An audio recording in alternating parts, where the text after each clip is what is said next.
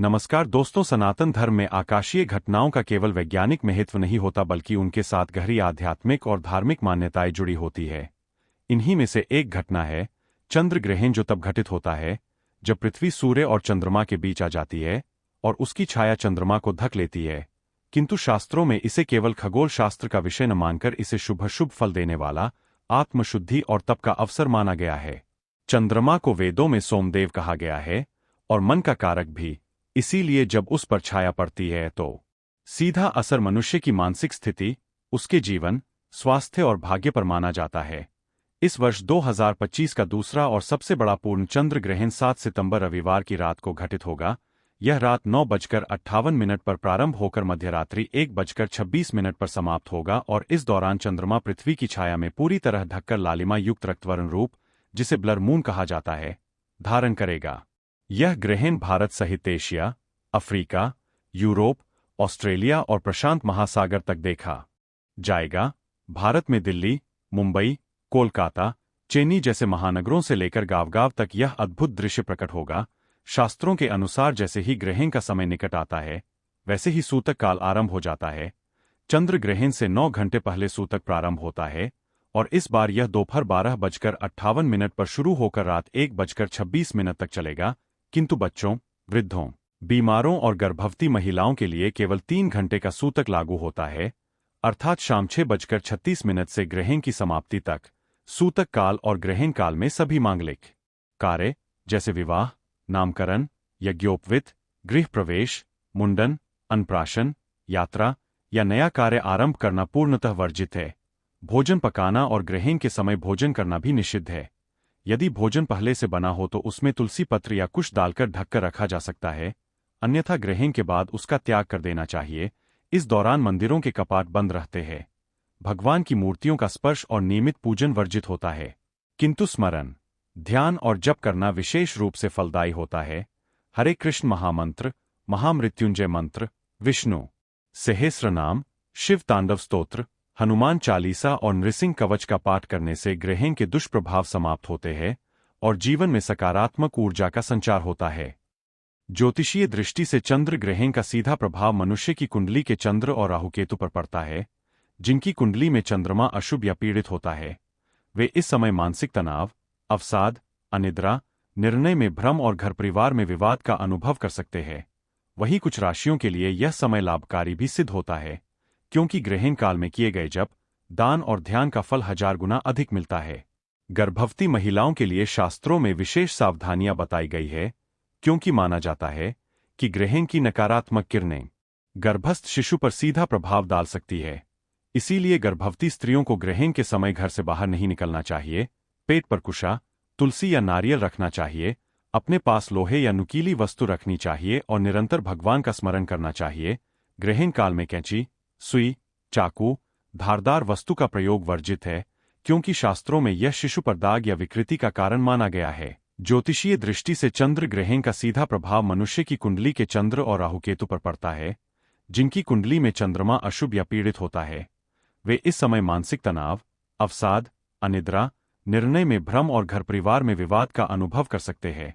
वहीं कुछ राशियों के लिए यह समय लाभकारी भी सिद्ध होता है, क्योंकि ग्रहण काल में किए गए जप, दान और ध्यान का फल 1000 गुना अधिक मिलता है।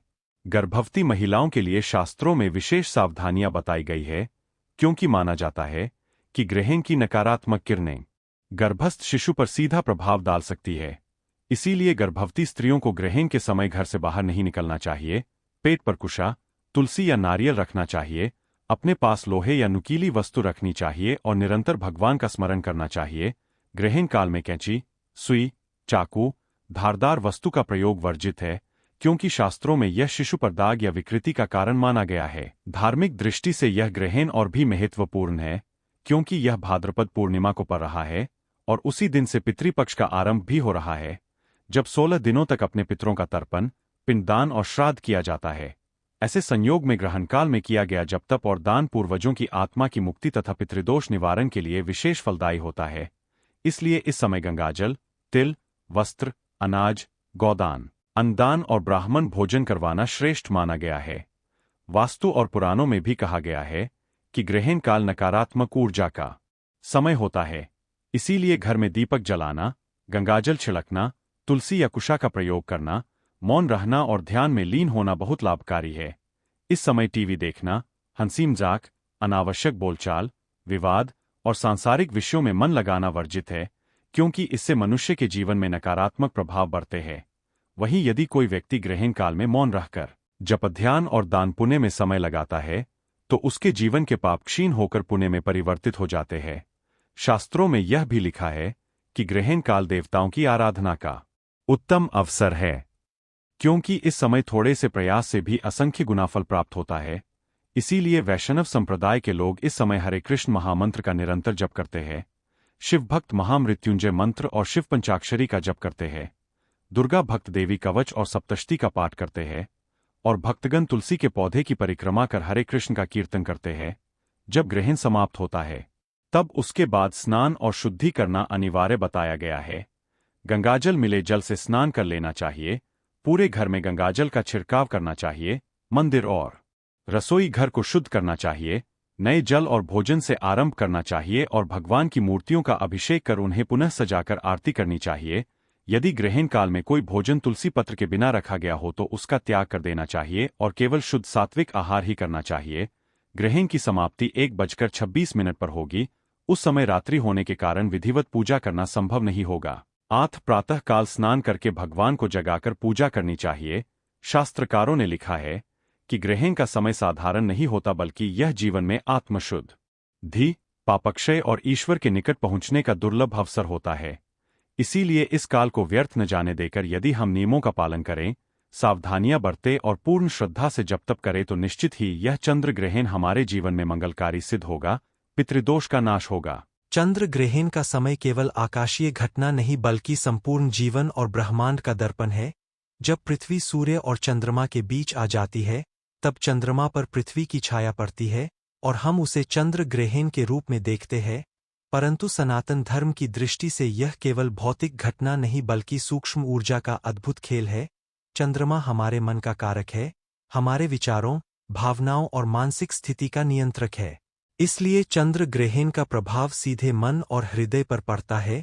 शास्त्रों में कहा गया है कि इस समय जब चंद्रमा छिपता तब हमारे भीतर दबे हुए अवसाद, भय, नकारात्मक ऊर्जा भी सतह पर आती है, और अगर साधक ध्यान, जप और साधना में लीन हो तो वे नकारात्मक तरंगें नष्ट होकर मानसिक शांति और दिव्य ऊर्जा में परिवर्तित हो जाती है। यही कारण है कि इस समय ओम नमः शिवाय, महामृत्युंजय मंत्र या विष्णु सहस्रनाम का जाप करना लाख गुना फलदायी होता है। चंद्र ग्रहण को ऋषियों ने आत्मपरीक्षण का समय कहा है, क्योंकि जब पूरा वातावरण स्थिर और मौन होता है, तब ब्रह्मांड से निकलने वाली अदृश्य तरंगें मनुष्य के चित्त को गहराई से प्रभावित करती है। इस समय उपवास, मौन और ध्यान को सबसे श्रेष्ठ माना गया है। गर्भवती स्त्रियों को विशेष सावधानी की आवश्यकता होती है, क्योंकि चंद्र ग्रहण की तरंगें शिशु पर प्रभाव डाल सकती है। इसलिए उन्हें मंत्र जप सुनना, रामायण या गीता का पाठ सुनना शुभ माना गया है।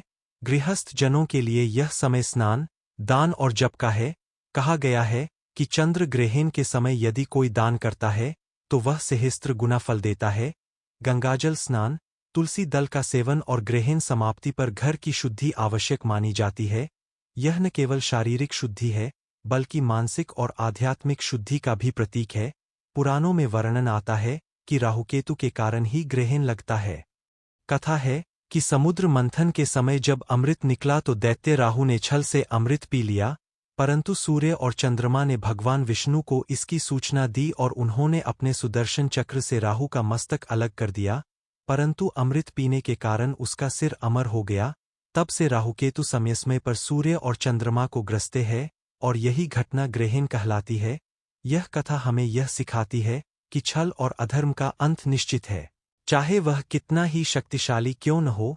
चंद्र ग्रहण का वैज्ञानिक पक्ष भी उतना ही अद्भुत है, क्योंकि इस समय पृथ्वी, सूर्य और चंद्रमा एक सीध में आ जाते हैं।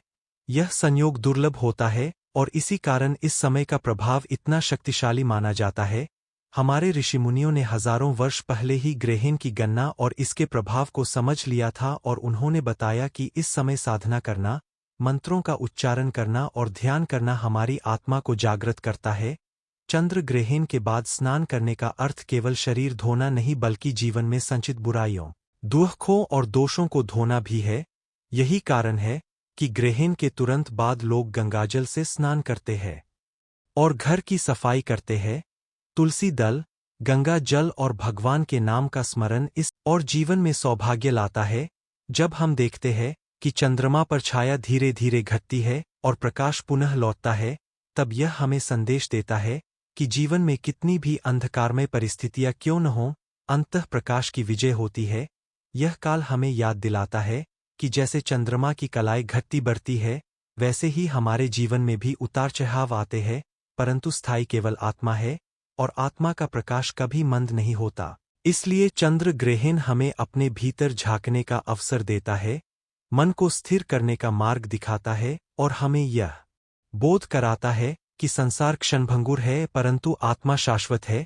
इसीलिए चंद्र ग्रहण के समय साधक को भयभीत होने की आवश्यकता नहीं बल्कि प्रसन्नचित होकर साधना करने की आवश्यकता है, क्योंकि यही वह समय है जब ईश्वर स्वयं हमें संकेत देते हैं कि अंधकार के बाद प्रकाश है, दुख के बाद सुख है और अंततः सत्य की ही विजय है।